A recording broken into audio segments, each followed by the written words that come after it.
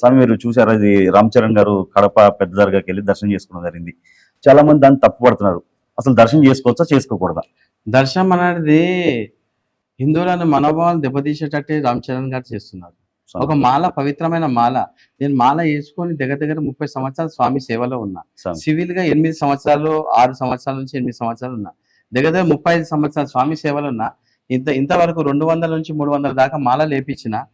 ఇక్కడ మా ఏరియాలో విద్యాసాగర్ గురుస్వామి పెద్దవారు, అతను దాని తర్వాత మా అన్నగారు భాస్కర్ గురుస్వామి అని నాకు మాల వేసాడు. అతను వాళ్ళ ఇన్స్పిరేషన్ చూస్తూ మా నాగరాజ్ గురుస్వామి అని ఒక 1000 మంది దాకా మాలలు వేసి ఇప్పటిదాకా ఉండే ఆయన కాలం చేసిండ్రు. వాళ్ళ దగ్గర వాళ్ళ పరంపర మనం నేర్చుకొని దగ్గర 50 సంవత్సరాల స్వామి ఈ హైదరాబాద్ సికింద్రాబాద్ జంట నగరాల్లో ఎట్లా ఉన్న విధి విధానం ఎట్లున్నా అప్పటికి మాలకి ఇప్పటి మాలకి చాలా డిఫరెంట్ ఉంది స్వామి. రామ్ చరణ్ గారు చాలా తప్పుగా దాన్ని వక్రీకరించి చేశాడు.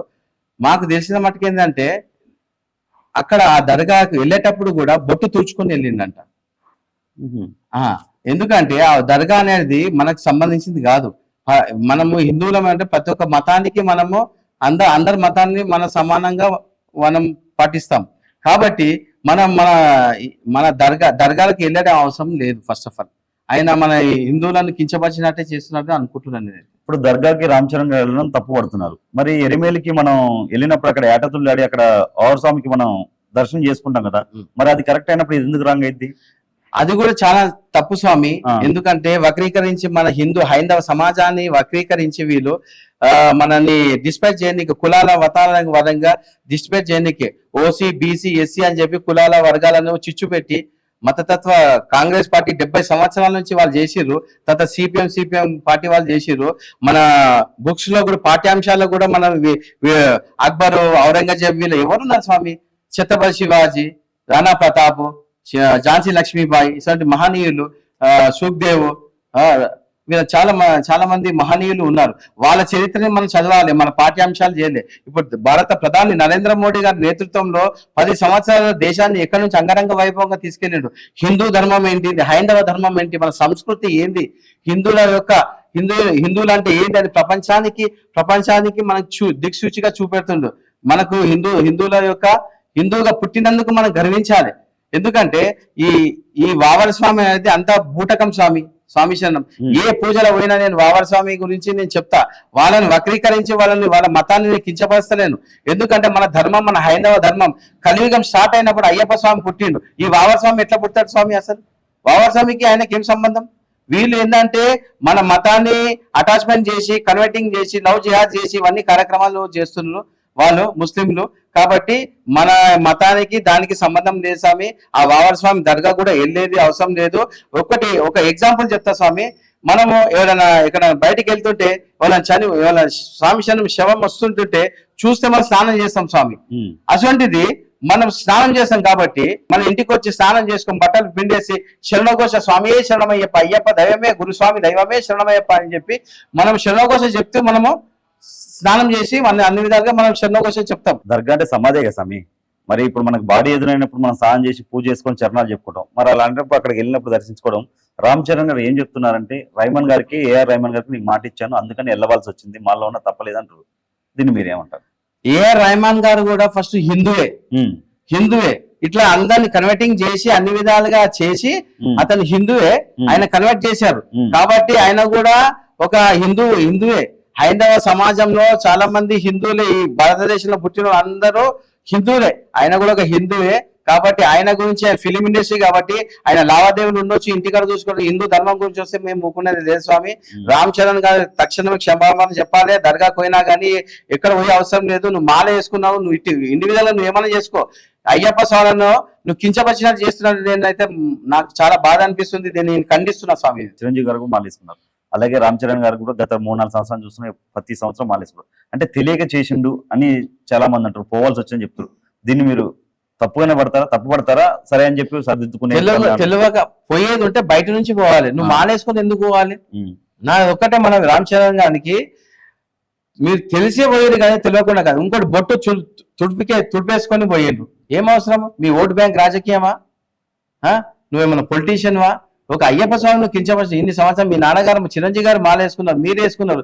స్వామి మీద భక్తి లేదా స్వామి? అట్లాంటప్పుడు మీరు వెళ్ళకండి. మాలేసుకొని వెళ్ళి సివిల్ గా వెళ్ళండి, మీ ఇష్టం ఏమన్నా చేసుకోండి. సనాతన ధర్మం గురించి పవన్ కళ్యాణ్ గారు కూడా చాలా ఫైట్ చేస్తారు పవన్ కళ్యాణ్ గారు. మరి దీన్ని ఎలా చూడొచ్చు అసలు? పవన్ కళ్యాణ్ గారి ఉందాతనము వేరు, వీళ్ళ ఆలోచన వేరు. పవన్ కళ్యాణ్ గారు హిందూ అందరికీ సమానంగా ఉండు, అందరికీ న్యాయంగా జరగాలని ఆయన యొక్క ఉద్దేశంతో చేస్తుంది. ఎగ్జాంపుల్ తిరుమల తిరుపతి దేవస్థానం ఉంది, వైసీపీ గవర్నమెంట్ ఉంది, ఎంత కల్తీ నెయ్యి కలిపారండి. ఆవు నెయ్యి ఆవు పాలతో ఉన్నది విజయ్ డైరీ అని చెప్పి మన బెంగళూరులో ఉంటుండే, అది దానికి క్యాన్సిల్ చేసి డబ్బులది. మనం అక్కడ కూడా మన హిందూ సమాజంలో ఏ దేవాలయం ఉండని, ఏదైనా ఉండని, ఏదైనా మన హిందువులకే అక్కడ మన వర్క్ చేసేటోళ్ళు మన హిందువులనే పెట్టాలి. ఆ తిరుమల తిరుపతి దేవస్థానం చంద్రబాబు నాయుడు గారు, పవన్ కళ్యాణ్ డిప్యూటీ సీఎం పవన్ కళ్యాణ్ గారు చెప్పారు, అక్కడ వాళ్ళ ప్రక్షాళన చేసి వాళ్ళన్నీ పెడతా ఉన్నారు. సంతోషం. వెంకటేశ్వర స్వామి ఆశీర్వాదంతో, అయ్యప్ప స్వామి ఆశీర్వాదం, ఇప్పుడన్నా మేలుకోండి. మనం హైందవులం ఒకటి, హిందువులం ఒకటి, కులానికి మతానికి అతీతంగా మనం అందరం పోరాడాలి. అది మన ధర్మము. హిందువుగా పుట్టినందుకు గర్వించండి. రామ్ చరణ్ గారు ఎప్పుడు పాపం కాంట్రవర్సీలకు చాలా దూరంగా ఉంటాడు. ఇది తెలియక చేశాడా తెలిసి చేశాడా తెలియదు కానీ సామ్ చరణం అనవసరంగా ఒక కాంట్రవర్సీ ఎక్కున్నాడు. సామ్ మాల్లో పోవడం తప్పు కాదు, మాల్లో ఉండి పోవడం తప్పనే చాలా మంది దీన్ని, అతని అభిమానులు కూడా కొంతమంది ఏకీభవించట్లే, ఇది తప్పు రామ్ చరణ్ చేసింది మాల్లో పోవడం అని చెప్పి అంటారు చాలా మంది. అంటే రామ్ చరణ్ గారు అతను ఏంటంటే అతను ఏఆర్ రెహమాన్ గారు పిలిచిందని చెప్పి అంటున్నారు కానీ అతను పిలిచాను ఇంటికి వెళ్ళండి, అతను ఇంటికి వెళ్ళండి. ఏఆర్ రెహమాన్ గారు మీరు మాల వేసుకొని ఆ దర్గాకి వెళ్ళడం ఏం అవసరము, మీరు సివిల్ వెళ్ళండి. ఇప్పుడు ముస్లిం సోదరులు కూడా మా దగ్గర కొంతమంది వస్తారు. ఇక్కడ ఫిరోజ్ ఖాన్ గారు కూడా అయ్యప్ప స్వామి పూజకు, ఆ అమ్మవారి పూజలకు, జాగరణకి, బోనాలకు అతను కూడా కాంగ్రెస్ పార్టీ ఒక ముస్లిం అతని వ్యక్తి. అతను కూడా మంచి వెల్ విషర్, అన్ని విధాలుగా మంచి అతను కూడా వస్తున్నాడు. ఎర్మేలి ధర్మశాస్త్ర దగ్గర పోతున్నారు కదా, అక్కడ అసలు పోవద్దు స్వామి. అందరికి విజ్ఞప్తి, అయ్యప్పలకు శాస్త్రాంగ నమస్కారం చేస్తున్నా, మన హిందువులను కించపరచడానికి చేస్తున్నారు. ఇదంతా వక్రీకరించి ఈ సిపిఎం గవర్నమెంట్ ఉన్నప్పుడు వాళ్ళ పెత్తనం చేసి అక్కడ మన ఇప్పటికీ శబరిమల పోతే ఇక్కడ నుంచి బీజేపీ అనే లెటర్ తీసుకోయినా, కిషన్ రెడ్డి గారి లెటర్ తీసుకోయినా, ఇంకా టీడీపీ లెటర్ తీసుకొని అందరు పడేస్తుంటారు సార్ వాళ్ళు అక్కడ. ఎందుకంటే మా కిషన్ రెడ్డి గారు కూడా మాకు అన్ని విధాలుగా సహకరిస్తారు, అన్ని విధాలుగా డెవలప్మెంట్ నాంపల్లి కాన్సెన్స్ చేస్తారు. కాబట్టి వాళ్ళ సిపిఎం మెంటాలిటీ, వాళ్ళ మనోభావాలు, వాళ్ళంతా ముస్లింలకు పెత్తనం చేసుకుంటేనే వాళ్ళు చేస్తుంటారు సార్. హిందువుల మనోభావాలను గౌరవించారు స్వామి. ఎందుకంటే ఆ వావర్ స్వామికి మనకు సంబంధం లేదు సార్. ఎవరు వావర్ స్వామి దగ్గరికి వెళ్ళే అవసరం లేదు కూడా. ఇంకోసం కాంగ్రెస్ గవర్నమెంట్ ఉన్నా, బీఆర్ఎస్ గవర్నమెంట్ ఉన్నా, గతంలో టీడీపీ గవర్నమెంట్ ఉన్నా, ఏ గవర్నమెంట్ ఉన్నా సరే రంజాన్ కి ఇస్తారు, హిందూ ముస్లింకి ఇస్తారు, క్రిస్టియన్స్ కి క్రిస్మస్ కి ఇస్తారు.